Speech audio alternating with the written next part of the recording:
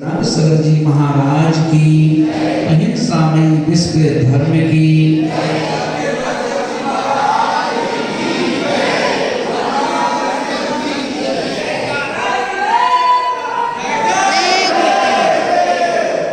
मानभाव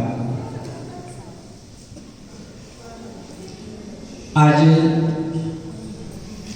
मारवाड़ी दिगंबर जैन मंदिर इंदौर, जहाँ पर आज हम सब लोग पुष्पदंतनाथ भगवान, जो कि स्फटिक मणि के भगवान हैं, भैया ने इतिहास कि कितने भगवान थे, पर जहाँ थे वहाँ पर अग्नि लगने से सभी भगवान, कुछ बचे, कुछ उस अग्नि के शिकार हो गए। उन्हीं में से एक भगवान पुष्पदंतनाथ भगवान जी हैं, जिन्हें एक साल में एक बार उन्हें अपनी वेदी से बाहर ला करके और सभी लोगों के लिए उनकी अभिषेक की व्यवस्था के तहत मस्तक का अभिषेक किया जाता है।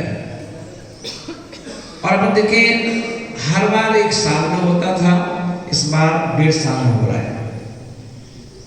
और ये देखेंगे महानुभाव कि आज एक पूज्यपाद स्वामी महाराज इष्टोपदेश नामक ग्रंथ में जो मंगलाचरण है कि यस्य स्वयं स्वभावाप्ति अभावी कृष्ण कर्मणा तस्मै संज्ञान रूपाय नमोस्तु परमात्मने। यहाँ पर आचार्य महाराज बोलने की देखिए, कौन पिता ऐसा होगा जो पिता अपने बेटे को वसीयत जो लिख के जाता है, उस वसीयत को उस बेटे को जब तक नहीं दी जाती है जब तक वो बालिग ना हो जाए। कहते हैं ना कि जब तक बच्चा छोटा है तो कहा जाता है कि जब ये बालिग हो जाएगा इसको सौंप दी जाएगी। जब तक ये नाबालिग है, जिनकी संपत्ति को ना तो कोई ले सकता है, ना कोई यूज कर सकता है, कुछ नहीं कर सकता। कोई बालिग हो जाए, बालिग क्यों हो जाए? क्योंकि उस प्रॉपर्टी को व्यर्थ में ना खो दे, व्यर्थ में ना चली जाए, उसका मिसयूज ना हो जाए, इसलिए उसका बालिग होने का इंतजार किया जाता है। अपन ये देखते कि ये जितनी निधि है, चाहे मंदिर 200 वर्ष पुराना हो, चाहे मंदिर 150 वर्ष पुराना हो ना, ये बात मायने ये रखती है कि हमारे पुरखों ने हमें कितनी खूबसूरत सौगात जो हमें दी है। आज अपन ऐसा जो मंदिर बनाने के बारे में सोचते रह जाओगे, ऐसा नहीं बन पाएगा, है ना। पर देखो उन्होंने कितने सुंदर बना करके हमें दिया है, वसीयत में दिया है, वसीयत में बोले सिर्फ तो इसको संभालो, बना तो हमने दिया। अपन तो भी देखिए पूर्ण रूपे ने अपन तो संभालना तो दूर की बात, अपन लोग तो दर्शन करने के लिए भी टाइम नहीं कर पाते।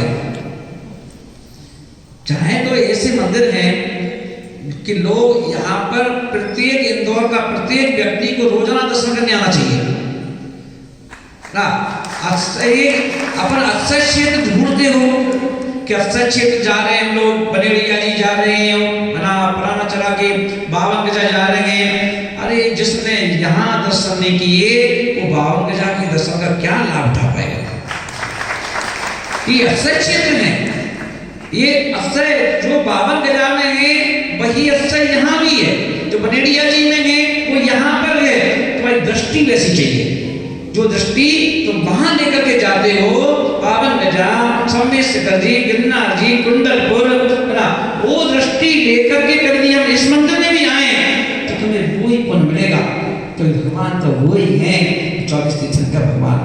मानभाव तो वसीयत में हमें इतने सारे भगवान मंदिर मिले, पर अभी तक हम लोग बालिग नहीं हो पाए। अभी क्या है, हम लोग नाबालिग हैं, नाबालिग इसलिए तो भीड़ कम है। मंदिर में जितने भगवान हैं अगर गिने पूरे भगवान टोटल करके तो इतने लोग नहीं मिलते। भगवान ज्यादा है, लोग कम मिल जाते हैं। और इंदौर में वैसे देखा तो 3 लाख समाज है ना, तो क्यों बोले कि वसीयत हाथ में नहीं आई ना, तो यही अपन सोच रहे कि ना बालिग नहीं मिल जाए, और धर्म कहता है पहले बालिग हो जाओ। तब हम देखें महान भाव तीर्थंकर भगवानों का जो शासन काल 2500 वर्ष पहले भगवान महावीर स्वामी जो हमारे इस युग के अंतिम तीर्थंकर भगवान थे, उनका शासन काल, शासन तो चल रहा है पर वो हमारे बीच में नहीं। और उसके बाद अपन देखेंगे वो भगवान अचेतन तीर्थ के रूप में हमारे मंदिरों में विराजमान है। बोलते नहीं है, मूर्ति चाहे स्फटिक की हो, मूर्ति चाहे पाषाण की हो, मूर्ति चाहे सोने की हो, मूर्ति चाहे चांदी की हो, पर उसमें प्राण नहीं आ सकते, चेतना नहीं है। भगवान बोलते नहीं है, कुछ कहते नहीं है, चलते नहीं है, बोलते नहीं है, वो शांत है। जैसा हमने उनको रूप दिया है वो उसी रूप में बैठे हुए हैं, इसलिए हम लोग अपनी मनमानी चला लेते हैं। आज अपन देखेंगे ना कि देखो भगवान तो बहुत है, कितने क्षेत्र हैं हमारे, कितने क्षेत्र हैं। कहा जाता था कि इंग्लैंड यदि कभी हम जाएं, लंदन, तो लंदन में 5000 से ज्यादा सिनेमा घर है, 5000 से ज्यादा वहां पर थिएटर है ना, मूवी लोग देखते हैं मूवी ना। और अपन देखें कि हम कितने पुण्यशाली जीव हैं कि यदि वहां पर 5000 सिनेमा घर हैं तो हमारे यहाँ पर 50,000 मंदिर है। और मंदिर क्यों है? अगर हम कहें कि हमारा देश है, और आज हम देखेंगे महान भाव, यहाँ तो बहुत गर्व की बात है, पर हम देखें हम लोग थोड़ा सा भटक गए, भटक गए सब लोग, कोई अलग अलग, कोई पंथवाद में चला गया, कोई संतवाद में चला गया, कोई ग्रंथवाद में चला गया, और हमारी समाज जो है वैसी मुट्ठी भर है, इतनी समाज नहीं है। हिंदुओं की तरह 70 करोड़ हमारी जैन समाज होती मान लो तो चलो भटक जाओ, उसमें 2-5 करोड़ तो चल जाता, पर हमारी मुट्ठी भर जैन समाज है, और मुट्ठी भर जैन समाज तितर बितर है। और यही कारण है, कहते हैं कि अगर एक हाथ में 5 उंगलियां होती हैं, यदि ये उंगलियां इस प्रकार रहेंगी तो इस उंगली को, किसी भी उंगली को कोई भी पकड़ करके घुमा सकता है, तोड़ सकता है, पर ये 5 उंगलियां जब एक मुट्ठी बन जाती है तो फिर ये कमजोर नहीं, ताकत बन जाती है। अब भगवान महावीर स्वामी यही कह के गए थे, ताकत बन के रहना। क्या बन के रहना? ताकत बन के रहना, बलशाली बन के रहना, क्योंकि आप गुणवान हैं, महाजन हैं, पढ़े लिखे हैं ना।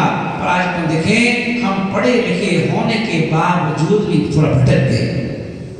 आज जरूरत है हम लोगों को एकता की, क्योंकि एकता में पहचान मिलती है।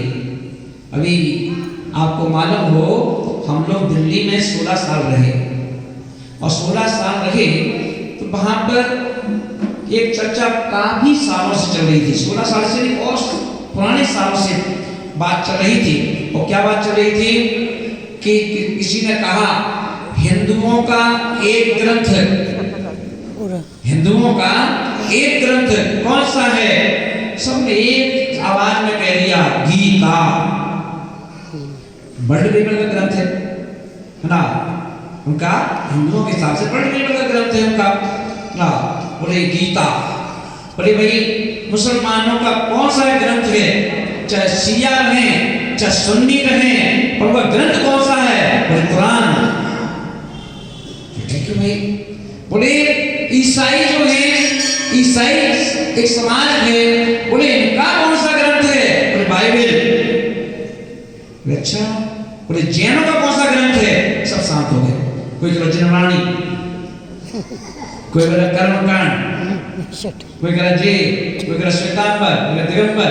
ये ग्रंथ ही नहीं कि कोई व्यक्ति चाहे कि पूरे वर्ल्ड में किसी को ये ध्यान हो कि जैन दर्शन क्या है, तो अपन देखेंगे श्वेतांबर की पुस्तक किसी के हाथ में आ गई तो अलग वर्णन मिलेगा, दिगंबर की पुस्तक आ जाए तो अलग वर्णन मिलेगा। यानी जो यदि जो व्यक्ति इतिहास को पढ़ना चाहता हो वो खुद भटक जाए, वो सोचे जिनको जैन है जय जैन है ना, तो चैन ही नहीं है तो जैन काहे के, जब चैन नहीं है एक चैन होना चाहिए, एक चैन जिसलिए जैन के नाम अपन का अस्तित्व क्या हो गया, डाउन।